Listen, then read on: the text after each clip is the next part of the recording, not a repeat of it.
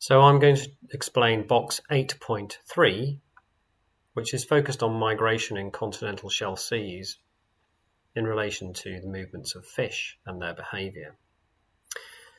So this science arose out of the need to understand the migration patterns of fish, in this case plaice, which is a flatfish. It was understood that plaice undertook large migrations based on observations from fishermen who reported seeing plaice, which is normally a bottom dweller, swimming at the sea surface.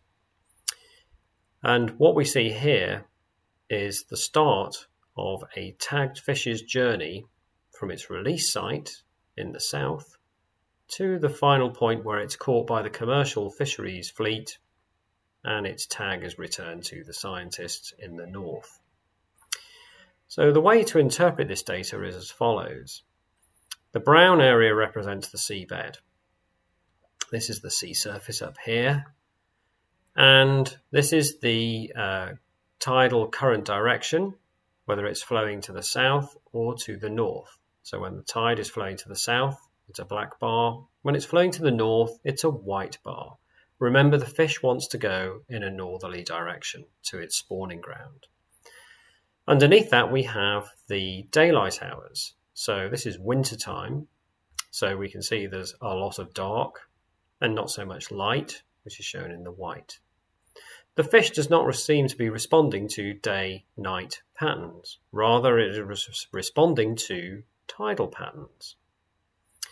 Now, the fish were fitted with data storage tags. The data storage tags record pressure, and so from that we can infer the depth of water in which the fish found itself. They also had a compass, so we knew in which direction the fish was swimming, and they were recording the time of day. Now, what is happening here is we can see the fish is showing a very strong pattern of vertical movement in the water column. Bearing in mind, most people think these fish spend their entire life at the seabed, so this is quite a startling finding. What is happening is that the fish is spending its time on the seabed when the tide is flowing in a southerly direction. Remember, it wants to go north. When the tide turns and it starts flowing in a northerly direction, the fish swims up to the surface of the sea or close to the surface of the sea. Remember that current flow at the surface of the sea is faster than current flow at the seabed. Because, of course, as water flows over the seabed, it encounters friction, which slows current down. So what appears to be happening is that every time the tide changes direction and heads in the direction that the fish wants to go, the fish swims to the surface and basically hitches a ride on the fast surface currents heading in the direction it wants to go.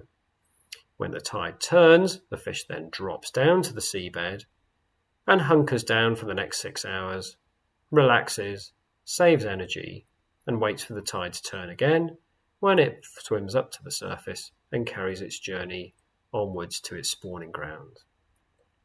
This is a really nice illustration of how we can use technology to better interpret and understand fish behaviour and its relevance to fisheries science.